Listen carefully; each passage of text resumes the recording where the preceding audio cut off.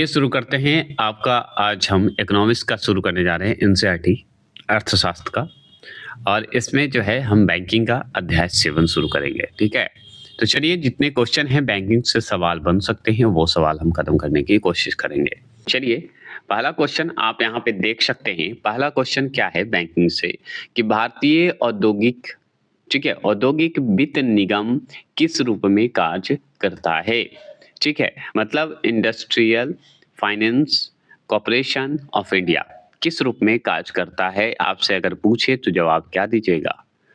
बताइए। Industrial finance corporation of India, बताइए। तो इसका आंसर होगा ऑप्शन नंबर बी, एक विकास बैंक के रूप में कार्य करता है। किस रूप में? विकास बैंक के रूप में। इसकी जानकारी अगर लेना है तो सुनिए। भारतीय औद्योगिक वित्त निगम, जिसे आईएफसीआई बोलते हैं शॉर्ट में, तो आईएफसीआई को ही बोला जाता है भारतीय औद्योगिक वित्त निगम। एक क्या है? विकास बैंक है। विकास बैंक के रूप में कार्य करता है, इसलिए ये विकास बैंक के रूप में हम जानते हैं इसको। किसको? आईएफसीआई को। अगर आईएफसीआई की अगर स्थापना की बात करें, मतलब औद्योगिक वित्त निगम की स्थापना की बात की जाए, तो 1 जुलाई 1948 बताइएगा। क्या बताइएगा? 1 जुलाई 1948 बता दीजिएगा।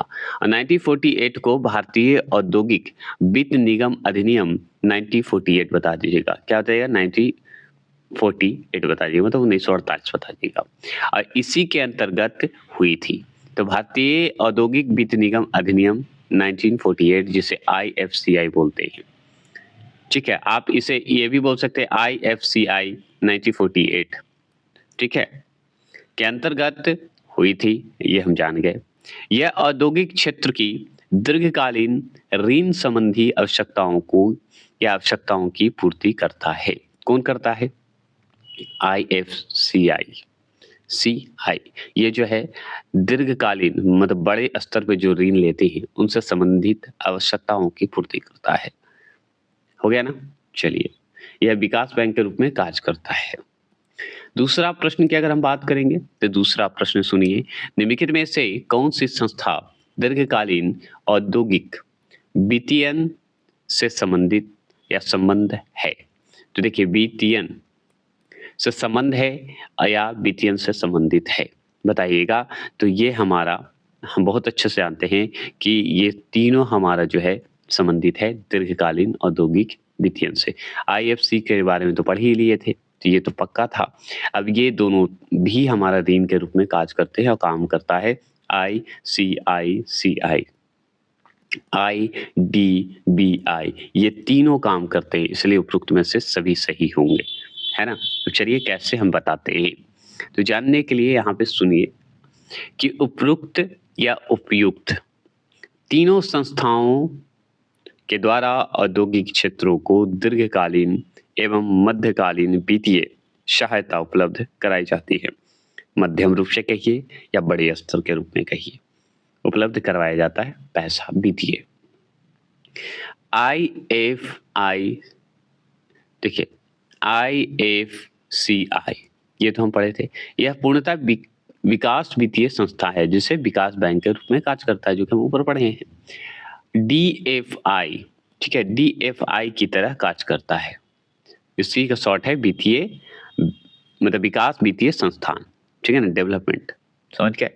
तो इसके रूप में कार्य करता है, ये हम पढ़े थे ऊपर।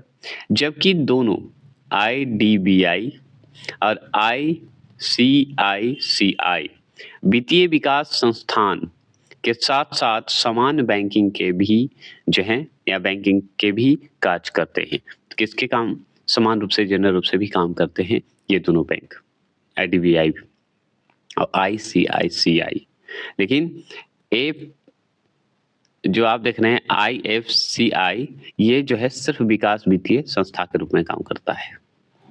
तीसरा प्रश्न है कि निम्नलिखित में से कौन सा क्षेत्रीय ग्रामीण बैंक, जिसे आरआरबी बोलते हैं, का कार्य नहीं है? तो कार्य नहीं है, तो देखिए लघु एवं सीमांत कृषकों को जो ऋण होता है प्रदान करना, ये काम है आरआरबी को, आरआरबी को, मतलब क्षेत्रीय ग्रामीण बैंक को। ग्रामीण क्षेत्रों में समान लोगों को क्या होता है? साख प्रदान करना, मतलब ऋण प्रदान करना, ये भी सही है। लाभार्थियों को सरकारी योजनाओं का लाभ प्रदान करना, ये भी सही है क्षेत्रीय ग्रामीण बैंक का।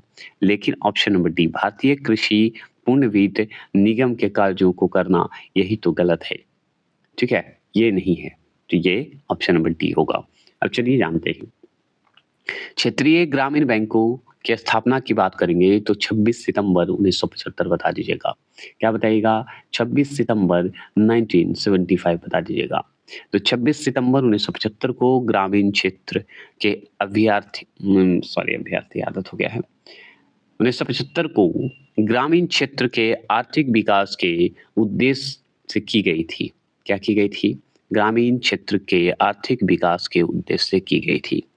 लघु एवं सीमांत किसानों, कृषि श्रमिकों, सहकारी समितियों, कारीगरों, छोटे व्यवसायों को ऋण प्रदान करना इन बैंकों का प्रमुख कार्य है।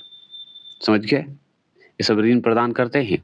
मतलब क्षेत्रीय ग्रामीण बैंक की अगर स्थापना पूछेगा तो क्या बताइएगा? 26 सितंबर 1975 बता दीजिएगा। और सुन लीजिए, 75 को ये सब हुआ था। ग्रामीण क्षेत्र के आर्थिक विकास के लिए ये बनाया गया था भाई, कि सुधार हो सके।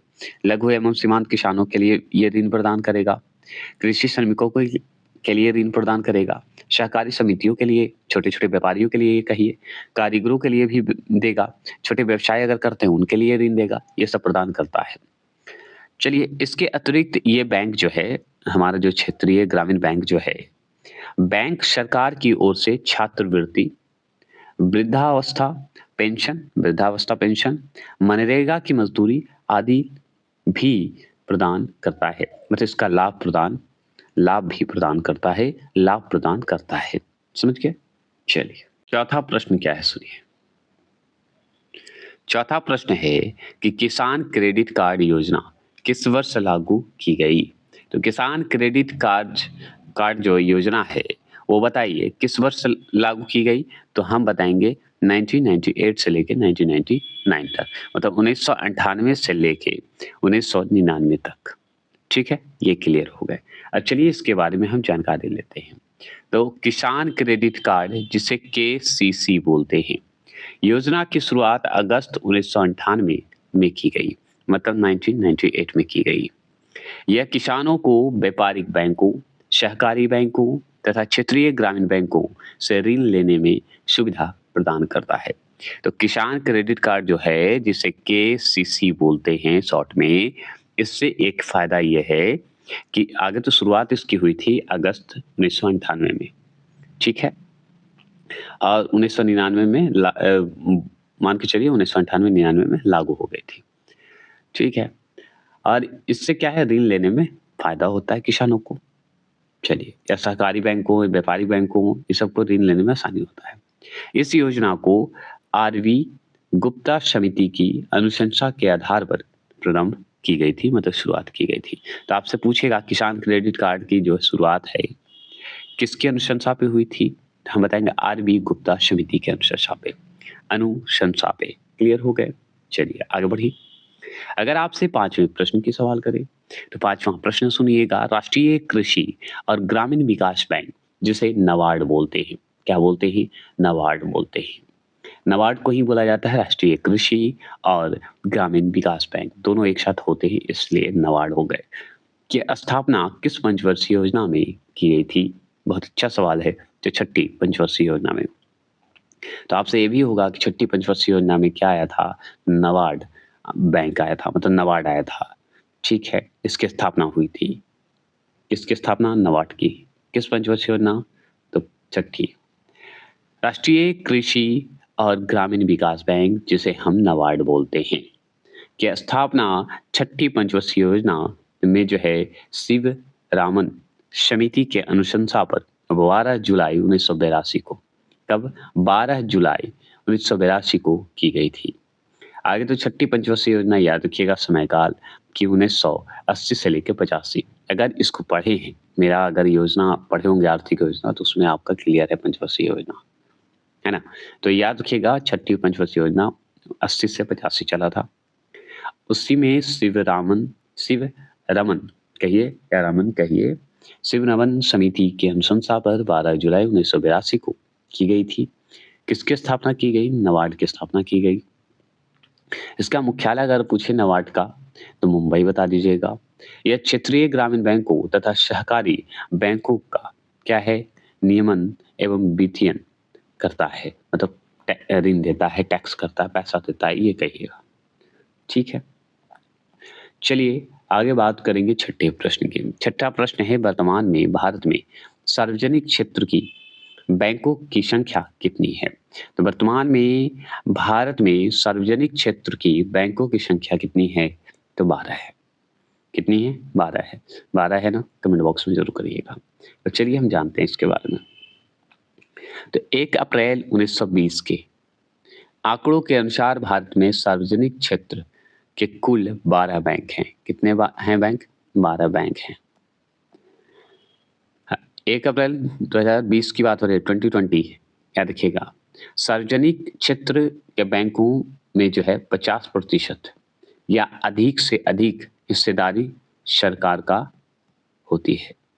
ठीक है, 50% सार्वजनिक क्षेत्र जो बैंक है उसमें 50% या उससे अधिक हिस्सेदारी होता है सरकार का। चलिए 7वें प्रश्न देखिए, नाबार्ड पढ़े थे, नाबार्ड के बारे में जानकारी पूरा लेंगे। तो नाबार्ड पूर्ण वित्त प्रदान करता है ना? तो नाबार्ड जो है पूर्ण वित्त प्रदान करता है। तो ऑप्शन नंबर ए कृषि एवं ग्रामीण विकास के लिए करता है। इसी के नाम पर ही तो है ना? अब देखिए, नाबार्ड हम पढ़ेंगे तो नाबार्ड का फुल फॉर्म भी तो पूछता है कि नाबार्ड दे देगा, उसका फुल फॉर्म बता दीजिए। तो national bank for agriculture and rural development है ना? ग्रामीण बैंक, राष्ट्रीय बैंक, या बोल दीजिए जो कि हम पढ़े थे ऊपर। और नाबार्ड का अगर फुल फॉर्म पूछे तो नाबार्ड का अगर मीनिंग याद कर लीजिएगा तो एन माने नेशनल, ए बी से बैंक, फोर ए से एग्रीकल्चर, आर से रूरल, डी से डेवलपमेंट। हो गया ना? और एंड डी सब तो अपना लगाते रहिए। तो अब सुनिए, तो नाबार्ड का हम जान गए कि national bank for agriculture and rural development की स्थापना अगर वर्ष पूछे तो 1982 बता दीजिएगा, 1982 बता दीजिएगा। कब बताइएगा? 1982 बता दीजिएगा। किसका? नाबार्ड का। अब कौन सी समिति की अनुशंसा पर हुआ? तो शिवरामन सिंह समिति बोल दीजिए, या शिवरामन समिति भी बोल सकते हैं। इन्हीं के अनुशंसा पर विकास वित्त संस्था DFI के रूप में क्या की गई? DFI बोलिए या विकास वित्त संस्था बोलिए के रूप में कार्य करती है, रूप में की गई थी इसकी स्थापना। किसकी? नाबार्ड की। कब की गई? 1982 में। कौन सी समिति? शिवरामन सिंह समिति। इसका अगर नाबार्ड का मुख्यालय पूछे तो हम बताएंगे मुंबई में स्थित है। कहाँ? मुंबई में। मुंबई में क्या है? नाबार्ड की स्थापना हुई थी, इसका मुख्यालय नाबार्ड का। यह देश में कृषि एवं ग्रामीण विकास हेतु वित्त उपलब्ध कराने वाले क्या है? शीर्ष संस्था है। ठीक है, क्लियर है? क्या करने वाले हैं? तो कृषि के क्षेत्र में, ग्रामीण के क्षेत्र में, ग्रामीण विकास के क्षेत्र में पैसे देते हैं। कौन? नाबार्ड। इसकी स्थापना 1982 में।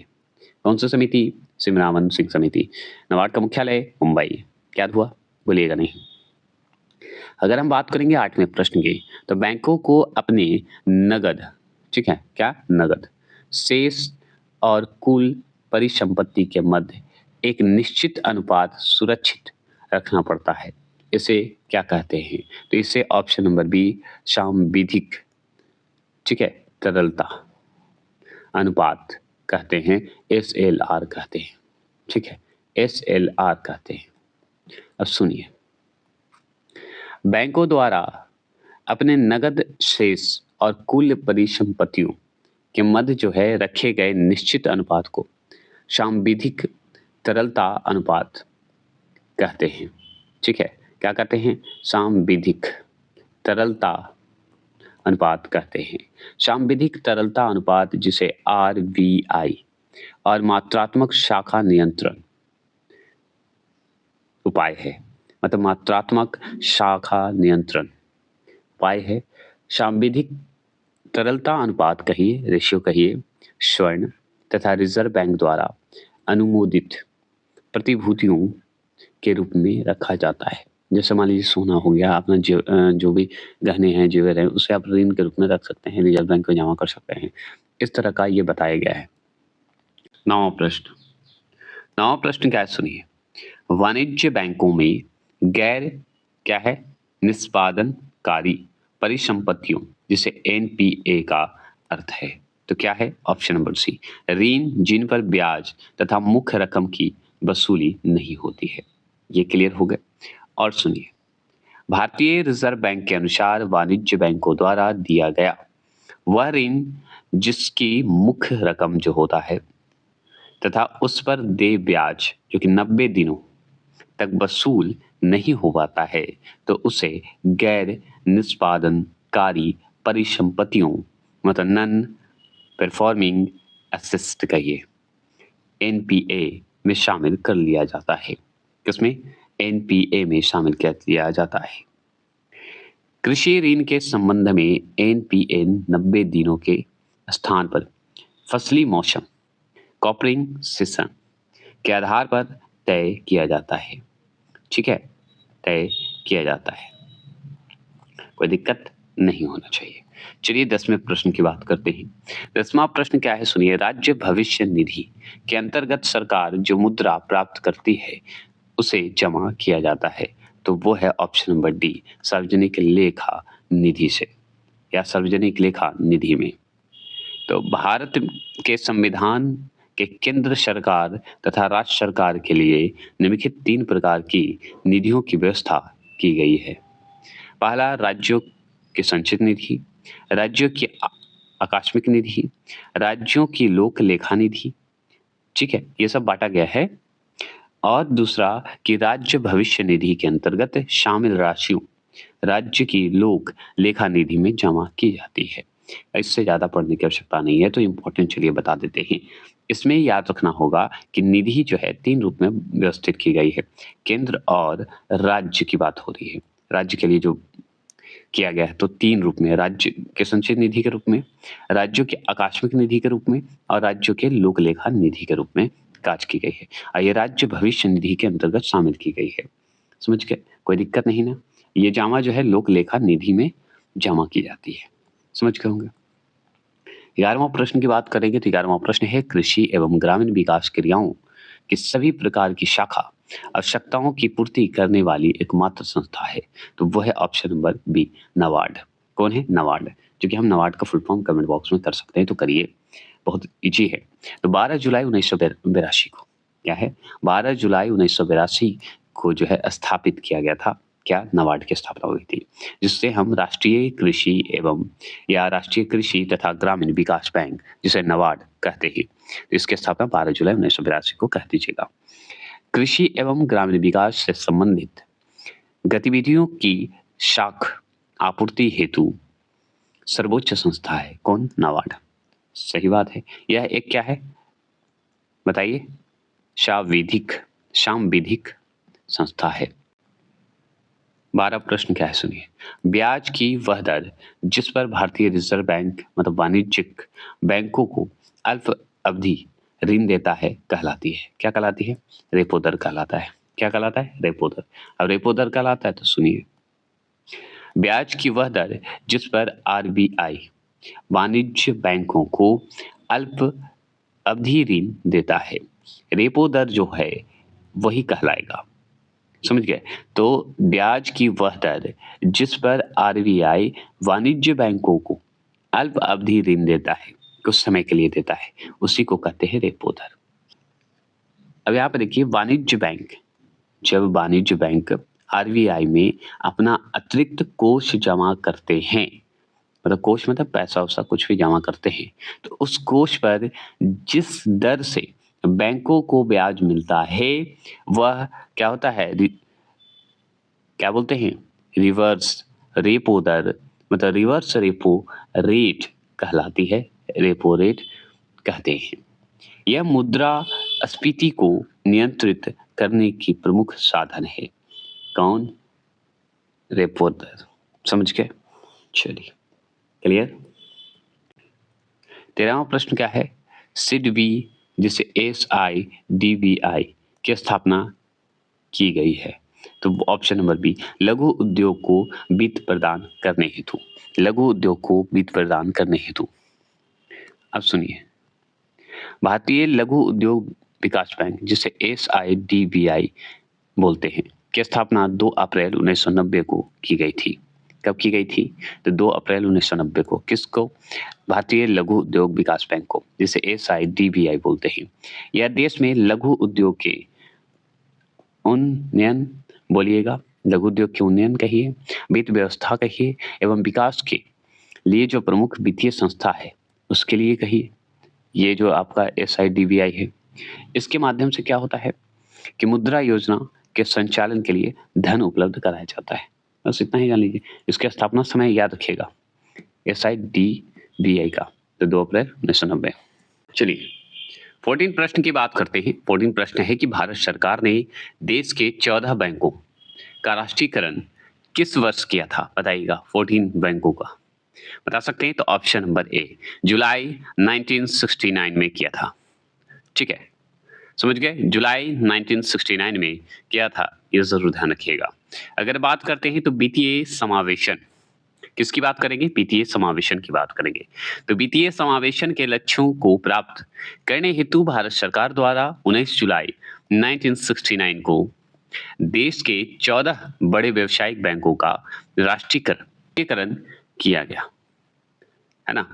इसके पश्चात अगर बात करें तो वर्ष 1980 में, कब किए थे? 1980 में आंध्रा बैंक तथा ओरिएंटल बैंक ऑफ कॉमर्स सहित 6 बैंकों का राष्ट्रीयकरण किया गया। आंध्रा बैंक और ओरिएंटल बैंक ऑफ कॉमर्स का साथ में 6 बैंक को और राष्ट्रीयकरण किया गया। कब? वर्ष 1980 में। क्लियर हो गए? और सुन लीजिए, इसे बैंकों के राष्ट्रीयकरण का दूसरा चरण कहा जाता है 1980 को। चलिए 15वां प्रश्न है कि निम्नलिखित में से कौन सा कथन सत्य नहीं है?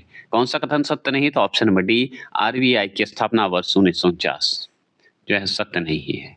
RBI का स्थापना वर्ष 1949 यही तो असत्य है। RBI देश का केंद्रीय बैंक है, ये सही है। RBI केंद्रीय एवं राज्य सरकारों का बैंकर है, ये भी सही है। RBI देश की विदेशी निधि का संरक्षक है, ये भी सही है। और यहाँ पे देखिए, भारतीय रिजर्व बैंक, जिसे RBI बोलते हैं, इसकी स्थापना 1 अप्रैल 1935 को हुआ था, मतलब 35 को हुआ था। इसका मुख्यालय की अगर बात करें RBI का, तो मुंबई है, ये जरूर ध्यान रखिएगा। यह भारत का केंद्रीय बैंक माना जाता है, भारतीय रिजर्व बैंक, ये जरूर ध्यान रखना है। और वर्ष 1949 में, 1949 में इसका राष्ट्रीयकरण किया गया था। किसका? RBI का राष्ट्रीयकरण किया था। कब किया गया था? 1949 में किया गया था। इसका प्रथम गवर्नर कौन थे? बता सकते हैं? तो स्मिथ थे। कौन स्मिथ थे? तो सर ऑसबोर्न स्मिथ थे। समझ गए? कौन थे? सर ऑसबोर्न स्मिथ थे। किसके प्रथम गवर्नर? RBI के। मुख्यालय मुंबई RBI का। इसकी स्थापना 1 अप्रैल 1935 को। इसका राष्ट्रीयकरण कब हुआ RBI का? 1949। क्लियर हो गए?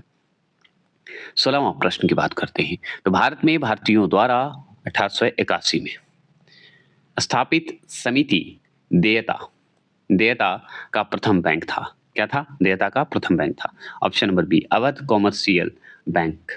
ठीक है, अवध कॉमर्शियल बैंक है। अब सुनिए, समिति देयता मतलब लिमिटेड लिबिलिटी कहिए या लिएबिलिटी बोल सकते हैं, लिएबिलिटी भी बोल सकते हैं, कोई दिक्कत नहीं। तो समिति देयता के आधार पर वर्ष 1881 में स्थापित जो है अवध कॉमर्शियल बैंक भारतीयों द्वारा संचालित पहला बैंक था। क्या था? अवध मतलब लखनऊ को कहा जाता है, याद रखना है। तो अवध कॉमर्शियल बैंक भारतीय द्वारा संचालित पहला बैंक था। अवध, याद रखिए, अवध कॉमर्शियल जो बैंक था। जबकि भारतीयों द्वारा स्थापित एवं पूर्ण देयता वाला पहला बैंक जो है पंजाब नेशनल बैंक है। अब एक बात ध्यान रखिएगा कि संचालित अगर पूछेगा तो हम अवध कॉमर्शियल बैंक को लगा देंगे क्योंकि पहला था। अगर पूछे भारतीय द्वारा अगर स्थापित पूछे, भारतीय द्वारा स्थापित एवं पूर्ण देयता वाली अगर बात करें, लिबिलिटी वाली बात करें, संपूर्ण एक तरह से, ठीक है, वाला पहला अगर बैंक बोले तो पंजाब नेशनल बैंक। इसकी स्थापना बताइएगा तो 1894 में बता दीजिएगा। ठीक है, क्लियर हो गया? कोई दिक्कत नहीं। पंजाब नेशनल बैंक की स्थापना कब हुई थी? 1894 में हुआ था। और अगर इसी तरह से आपको RBI की बताइए स्थापना कब हुआ था, अभी जस्ट पढ़े थे आप। 17वां प्रश्न की बात करते हैं। 17वां प्रश्न है कि यहाँ पे 17वां प्रश्न है कि रिजर्व बैंक ऑफ इंडिया निम्नलिखित में से किसके बदले मुद्रा निर्गमन करता है? तो निर्गमन करता है किसके द्वारा करता है? रिजर्व बैंक ऑफ इंडिया मतलब आरबीआई करता है। तो हम बताएंगे उपरोक्त में से सभी विदेशी प्रतिभूति मतलब विदेशी जो सिक्योरिटी है वो ऋण हो गया, भारत सरकार की प्रतिभूति हो गई, भारत सरकार का जो भी है वो भी। तो देखिए रिजर्व बैंक ऑफ इंडिया स्वर्ण हो, विदेशी प्रतिभूत हो मतलब विदेश का जो भी पैसा होता है, भारत सरकार की प्रतिभूति कहिए, सिक्योरिटी कहिए के बदले मुद्रा निर्गमन करता है। मान लीजिए स्वर्ण जमा कीजिएगा तो आपको उसके बदले मुद्रा मिलेगा। मुद्रा निर्गमन आरबीआई के प्रमुख कार्यों में से एक है। ये समझ जाइए मुद्रा पैसा है ना। वर्तमान में आरबीआई न्यूनतम आरक्षित निधि के आधार पर मुद्रा क्या करता है? निर्गमन करता है। बस इतना ही, इसमें ज्यादा जानने की आवश्यकता नहीं है। 18वां प्रश्न की बात करते हैं। 18वां प्रश्न है भारतीय रिजर्व बैंक का लेखा वर्ष मतलब अकाउंटिंग ईयर्स है कब माना जाता है रिजर्व बैंक का? तो हम मानते हैं इसका अप्रैल और मार्च। क्या मानते हैं? अप्रैल और मार्च मानते हैं। चलिए अप्रैल और मार्च मानते हैं तो चलिए जानते हैं। तो सुनिए भारतीय रिजर्व बैंक का लेखा वर्ष अगर बोले तो 1 जुलाई से लेके 3 जून के मध्य होता है। तो 1 जुलाई से लेके 30 जून तक माना जाता है, इसी के मध्य माना जाता है। बिमल क्या है? जालान समिति की सिफारिश के आधार पर आरबीआई ने अपना जो लेखा वर्ष है जुलाई जून से परिवर्तित कर अप्रैल मार्च करने का निर्णय लिया है। समझ गए?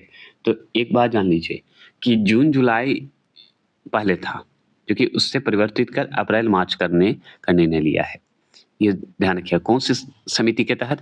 तो बिमल जलान समिति के सिफारिश पर हुआ था। और रिजर्व बैंक का लेखा वर्ष अगर बात करें तो 1 जुलाई से 30 जून के मध्य था, जो कि अब क्या हो गया? अप्रैल और मार्च कर दिया गया। चलिए ये भी जानते हैं। इसके अंतर्गत अगर हम बात करेंगे, ठीक है, लेखा वर्ष के अंतर्गत अगर हम बात करें तो वर्तमान में वर्ष 2020 में मतलब 2020 का लेखा वर्ष अगर बात करें तो जुलाई 2020 से 31 मार्च 2021 तक 9 महीनों की अवधि का होगा। कितने का होगा? 9 महीने की अवधि तक माना जाएगा। उसके पश्चात सभी लेखांक वर्ष सरकार के वित्तीय वर्ष के समान 1 अप्रैल से 31 मार्च तक होगा। मतलब देखिए 2020 से 21 तक का तो मान लीजिए वही चलेगा, जुलाई से 31 मार्च मतलब 9 महीना का होगा। उसके बाद 1 अप्रैल से 31 मार्च हमेशा चलेगा, जो कि अभी तक चलता आ रहा है, कोई दिक्कत नहीं होना चाहिए। चलिए 19वां प्रश्न की बात करते हैं। 19वां प्रश्न क्या है सुनिए। वाणिज्य प्रपत्र निम्नलिखित में से किसके लिए जो है साख का स्रोत है? तो ऑप्शन नंबर बी कॉर्पोरेटर मतलब उद्योग, कॉर्पोरेटर मतलब निगम उद्योग। ठीक है, निगम उद्योग है तो चलिए जानते हैं। तो सुनिए वाणिज्य प्रपत्र मतलब कॉर्पोरेटर निगम उद्योग के लिए साख ऋण या वित्त का स्रोत है। ठीक है, भारत में वाणिज्यिक प्रपत्रों के चलन की अनुमति 27 मार्च 1989 से प्रदान की गई। कब की गई? 1989 से प्रदान की गई। वाणिज्यिक प्रपत्र एक जो है क्या है? अल्पकालिक ऋण साधन है। क्या है? शॉर्ट टर्म कहिए। 20वां प्रश्न है कि लघु अवधि ऋण की अवधि कितनी होती है? तो इसका 15 माह से कम होता है। 15 माह से कम ही माना जाता है, 15 महीने से कम माना जाता है। तो देखिए अवधि मतलब टाइम पीरियड की बात हो रही है। अवधि के आधार पर ऋण को निम्नलिखित 3 श्रेणियों में वर्गीकृत किया गया है, मतलब क्लासिफिकेशन किया गया है। लघु अवधि, मध्यम अवधि और दीर्घ अवधि। लघु अवधि ऋण की बात करें तो 15 माह से कम होगा। अगर मध्यम की बात करेंगे तो 15 माह से 5 वर्ष तक होगा। 15 माह से लेके 5 वर्ष तक होगा। और दीर्घ अवधि की बात करें तो 5 वर्ष से अधिक होगा, मतलब 5 ईयर से अधिक माना जाएगा। ये क्लियर हो गया, तीनों बांटा गया था। 21वां प्रश्न। 21वां प्रश्न है कि निम्नलिखित में से किसका निर्धारण भारतीय रिजर्व बैंक के द्वारा नहीं किया जाता है? तो नहीं किया जाता है तो ऑप्शन नंबर सी PLR के माध्यम से नहीं किया जाता है। ठीक है, PLR। अब सुनिए एक बात, PLR प्रीमियर लीडिंग रेट जिसे पीएलआर अथवा मूल प्राथमिक उधार दर भारतीय रिजर्व बैंक द्वारा निर्धारित नहीं किया जाता है।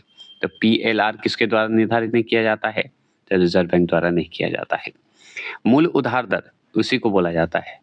तो मूल उधार दर वह ब्याज दर होती है जिस पर बैंक अपने सर्वप्रिय मतलब विश्वसनीय ग्राहक को ऋण देता है, तो वही पीएलआर है।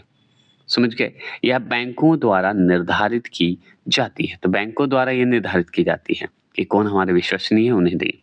अन्य तीनों विकल्प भारतीय रिजर्व बैंक की मौद्रिक नीति का उपकरण है। मतलब पीएलआर को छोड़कर बैंक दर हो गया, सीआरआर हो गया, एसएलआर हो गया, ये सब आरबीआई का मौद्रिक नीति है। ऐसा प्रश्न सीआरआर हम पढ़ लिए थे, एसएलआर पढ़े थे, सीआरआर पढ़ना है। में वृद्धि होने से अर्थव्यवस्था पर निम्नलिखित में से कौन से प्रभाव होंगे? तो कौन से प्रभाव होंगे? तो बैंकों की ऋण देने की क्षमता में कमी आएगी। ठीक है, अगर सीआरआर का वृद्धि होगा तो सही बात है, बैंक की ऋण देने की क्षमता में कमी आ जाएगी। तो सुनिए, बैंकों की नगद जमा का वह निश्चित भाग जो बैंक द्वारा आरबीआई के पास रखा जाता है, मतलब नगद के रूप में हम जमा करते हैं और किसके पास करते हैं? आरबीआई के पास करते हैं। तो उसी के रूप में हम लोग निश्चित रूप से हम लोग रखते हैं, बैंक के द्वारा ही रखा जाता है, तो आरबीआई के पास रखा जाता है। सीआरआर की बात हो रही है, सीआरआर की बात हो रही है, जिसे नगद आरक्षित अनुपात भी कह सकते हैं। तो सीआरआर कहलाएगा। अगर मान लीजिए बैंकों की नगद जमा अगर मान लीजिए किसी निश्चित भाग जो होता है जो कि बैंकों ही द्वारा आरबीआई के पास रखा जाता है, उसी को सीआरआर बोला जाता है। यदि आरआरबी यहाँ पे सॉरी आरबीआई, ठीक है, आरबीआई सीआरआर में वृद्धि करता है तो बैंकों की ऋण देने की क्षमता में कमी आएगी। तो ऋण देने की क्षमता में कमी आएगी। अगर आरबीआई सीआरआर में वृद्धि कर देगा तो बैंकों का ऋण देने में क्षमता में कमी आएगी कि नहीं? आएगी। सीआरआर में वृद्धि करने पर बैंकों को अपने संपूर्ण नगद का अतिरिक्त भाग आरबीआई के पास रखना पड़ेगा। समझ गए? इसके अलावा भी आपको रखना पड़ जाएगा, जिससे बैंकों के पास ग्राहकों को ऋण देने के लिए पूंजी की कमी हो जाएगी। समझ गए? तो आप प्रश्न क्या है सुनेंगे। आरबीआई ने किस समिति के सुझाव पर लघु बैंक व भुगतान बैंक प्रारंभ किया? तो हम बताएंगे नचिकेता मोर समिति पर किया था। नचिकेता मोर समिति पर किया था। अच्छा, ये किया था, तो चलिए हम जानते हैं इसके बारे में। आगे चलते, वही क्वेश्चन है, ये रिपीट हो रहा है। आगे चलिए, देखिए, भारतीय रिजर्व बैंक के नचिकेता मोर समिति की अनुशंसा के आधार पर बैंकिंग की नई श्रेणी भुगतान बैंक जिसे पेमेंट बैंक बोलते हैं, या लघु बैंक जिसे स्मॉल फाइनेंस बैंक भी बोलते हैं, का प्रारंभ किया गया। तो आपसे ये पूछेगा भुगतान बैंक जो पेमेंट बैंक है, लघु बैंक वो बताइए कौन सी समिति के तहत ये किया गया? तो नचिकेता मोर समिति के अनुशंसा पर किया गया भारतीय रिजर्व बैंक में। और इसकी गठन अगर पूछे, नचिकेता मोर समिति का जो गठन किया गया था रिजर्व बैंक में, तो हम बताएंगे 2013 में, सितंबर 2013 में। चलिए ये मानते हैं। नचिकेता मोर समिति का गठन जो है वित्तीय समावेशन एवं बैंकिंग व्यवस्था में सुधार हेतु सुझाव देने के लिए किया गया था। क्या के लिए दिया गया भाई? ये नचिकेता मोर समिति तो बैंकिंग व्यवस्था में सुधार हेतु सुझाव के लिए या वित्तीय समावेशन के लिए लाया गया था। ठीक है, क्लियर। तो इसमें प्रश्न क्या है सुनिए। बैंक बोर्ड ब्यूरो जिसे बीबीबी बोलते हैं, ट्रिपल बी बोलते हैं, कि गठन का उद्देश्य था। तो क्या उद्देश्य था? तो उद्देश्य इसका जो है बी और सी दोनों होगा। कैसे? तो देखिए, बी और सी मतलब सार्वजनिक बैंकों की कार्य प्रणाली में सुधार लाना। ट्रिपल बी जो देख रहे हैं, बैंकों में एनपीएल की समस्याओं के समाधान हेतु सलाहकार के रूप में कार्य करना, ये भी सही है। चलिए आगे चलते हैं। यहाँ पे जानते हैं बैंक बोर्ड ब्यूरो का उद्देश्य जो है सार्वजनिक बैंकों की कार्य प्रणाली में सुधार लाना तथा बैंकों के गैर निष्पादनकारी ऋणों जिसे एनपीए कि समस्या का समाधान करने के लिए सलाहकार की भूमिका का निर्वाह करना, ठीक है, निर्वाह करना। बैंक बोर्ड ब्यूरो का गठन 1 अप्रैल 2016 को किया गया था। कब किया गया? 1 अप्रैल 2016 को किया गया और इसी दिन से इस बोर्ड ने कार्य प्रारंभ कर दिया। क्या कर दिया? कार्य को प्रारंभ कर दिया। चलिए, ये भी सही बात है। यह संस्था जो है बैंकों के संस्थागत सुधार हेतु लाई गई इंद्रधनुष योजना का एक भाग है। क्या है? इंद्रधनुष योजना का एक भाग माना जाता है। वर्तमान में वित्तीय सेवा संस्था ब्यूरो ने इस संस्था को प्रतिस्थापित कर दिया। क्या कर दिया? प्रतिस्थापित कर दिया। 25 क्वेश्चन नंबर है कि मिबोर क्या है? मिबोर क्या है? तो ऑप्शन नंबर डी, उपरोक्त में से कोई नहीं। भारतीय कॉल मनी मार्केट का केंद्र है, जापानी कॉल मनी मार्केट का केंद्र है, ऑस्ट्रेलिया कॉल मनी मार्केट का केंद्र माना जाता है। ये सब कोई नहीं है मिलबोर। ठीक है, चलिए मिबोर का आगे चलिए जानकारी लेते हैं। मिबोर में एम है तो एम से मुंबई, आई से इंटर बोल दीजिए, बी से बैंक बोल दीजिए, ओ से ऑफर्ड बोल दीजिए, ऑफर्ड बोल दीजिए, आर से रेट बोल दीजिए। क्लियर हो गया? फुल फॉर्म पूछेगा तो बता दीजिएगा। और सुनिए, मिबोर वह ब्याज दर है जिस पर भारतीय अंतर बैंक बाजार में एक बैंक द्वारा अन्य बैंकों को अल्प अवधि कुछ समय के लिए ऋण प्रदान किया जाता है। इंग्लैंड में इसे लिबोर बोलते हैं, London interbank offered rate LIBOR बोला जाता है और हम लोग मिबोर बोलते हैं के नाम से जाना जाता है। समझ गए? क्लियर हो गए? ऋण प्रदान करता है। आगे चलेंगे 26 क्वेश्चन नंबर। 26 क्वेश्चन नंबर है कि भारतीय लघु उद्योग विकास बैंक जिसे स्मॉल इंडस्ट्रीज डेवलपमेंट बैंक का मतलब फुल फॉर्म बोला जाता है, इसका मुख्यालय कहाँ है? तो हम बताएंगे लखनऊ में है। तो जैसे ही लघु उद्योग विकास बैंक की बात होगी, लखनऊ टिक लगा के आ जाइएगा। इसी का फुल फॉर्म पूछते तो small industry development bank of India, जिसे हम शॉर्ट में SIDBI बोलते हैं। इसी को हिंदी में भारतीय लघु उद्योग विकास बैंक बोलते हैं, जिसे स्मॉल, एस से स्मॉल, आई से इंडस्ट्रीज, डी से डेवलपमेंट, बी से बैंक और आई से इंडिया। क्लियर हो गए? तो सुनिए, भारतीय लघु उद्योग विकास बैंक भारत में सूक्ष्म, लघु और मध्यम उद्यम कहिए वित्त कंपनियों के समग्र लाइसेंसिंग तथा विनियमन के लिए सर्वोच्च नियामक, क्या बोलते हैं, नियामक संस्था है। समझ गए? ये एक तरह से संस्था बनाई गई थी लाइसेंसिंग के रूप में, विनियमन के रूप में, मतलब वित्त के रूप में। यह जो है वित्त मंत्रालय के अधीन का जो है कार्यरत है, मतलब कार्य करता है। बस इतना ही जान लीजिए। तो कार्यरत है और कौन? SIDBI। ठीक है। और सुनिए, अगर SIDBI की अगर स्थापना वर्ष पूछे तो 2 अप्रैल 1990 बता दीजिएगा। एकदम सही बात है, 2 अप्रैल 1990 को हुआ था।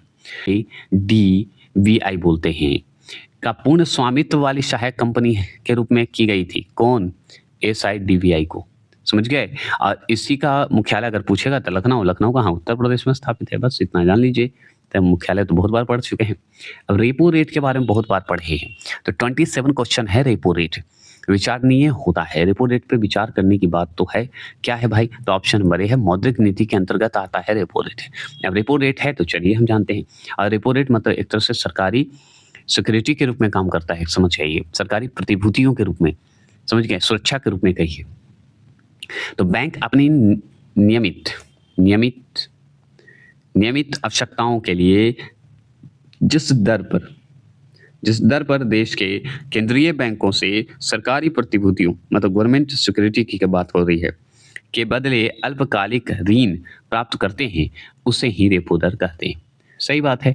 अगर मान लीजिए सरकारी गवर्नमेंट सिक्योरिटी के रूप में अगर मान लीजिए कुछ अल्प ऋण लेता है, अल्प ऋण प्राप्त करता है, तो रेपो दर में ही कहलाएगा ना, या रेपो दर ही कहते हैं, उसी को कहते हैं।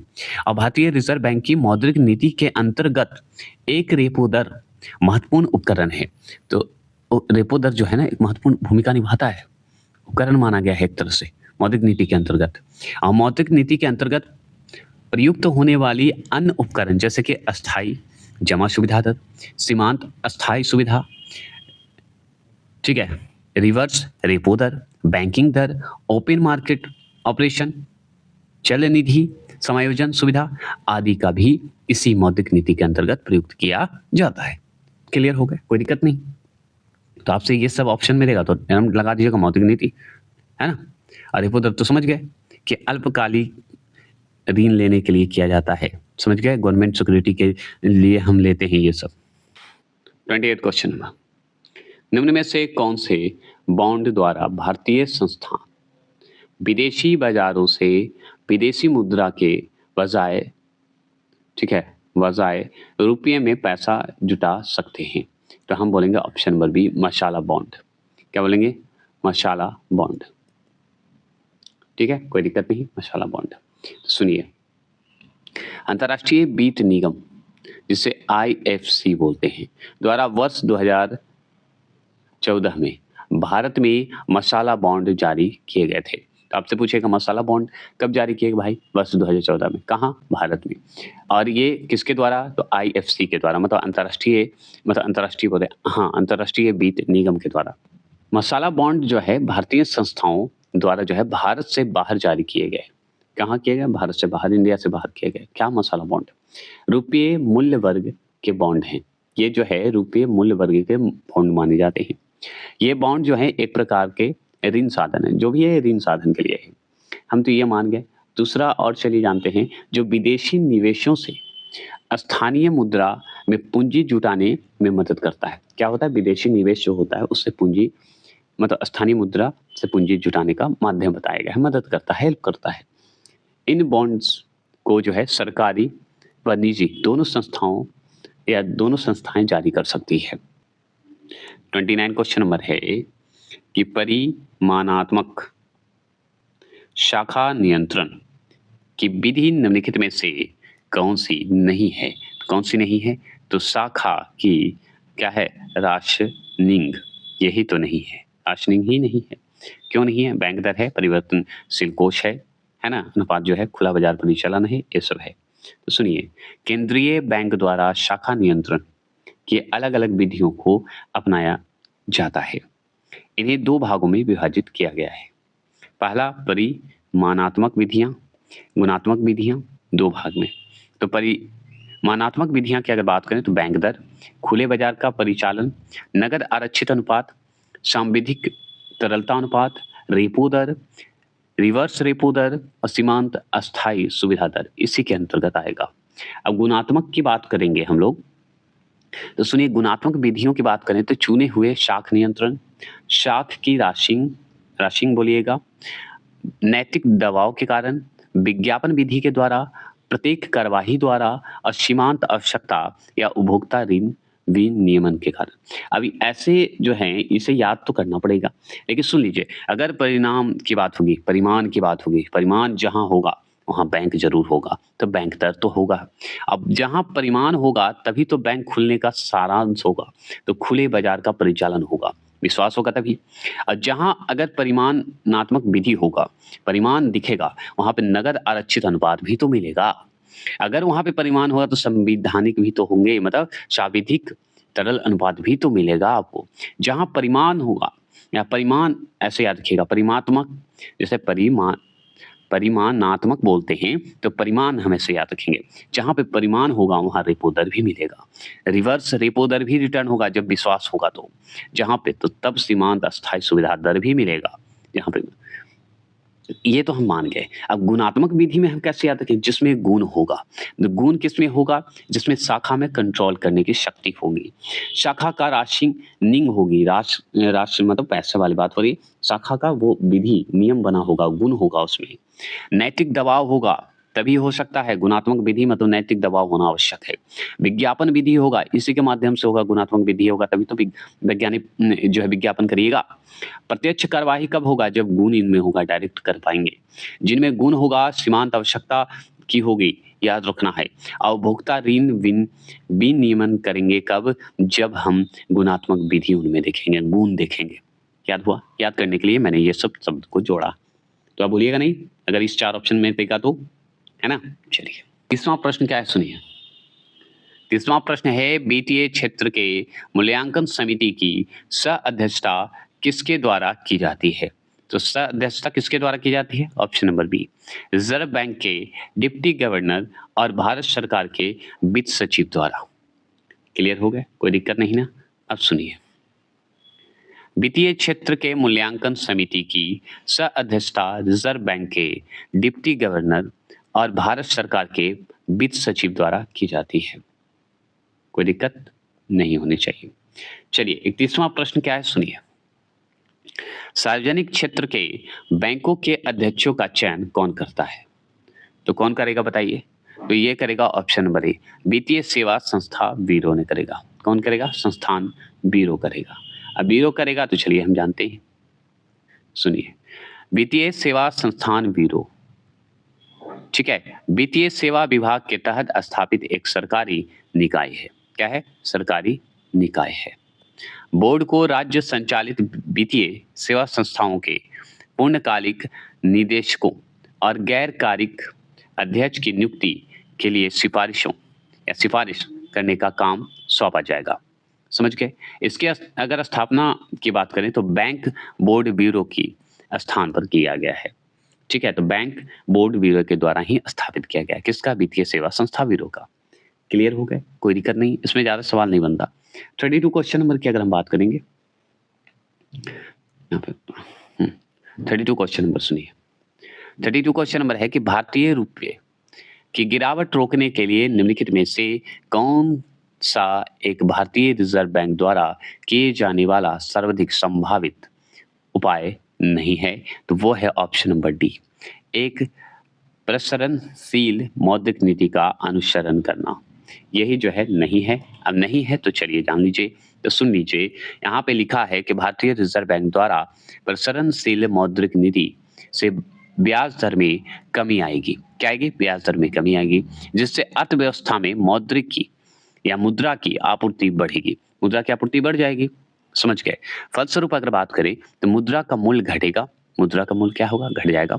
मुद्रास्फीति बढ़ जाएगी, हम जानते हैं, तथा विदेशी मुद्रा मतलब विशेषकर डॉलर का बहिर्वाह बढ़ेगा, मतलब डॉलर बढ़ जाएगा। भारतीय रुपये में गिरावट आएगी, ये भी सही बात है, भारतीय रुपये में और गिरावट आ जाएगी। क्लियर हो गया?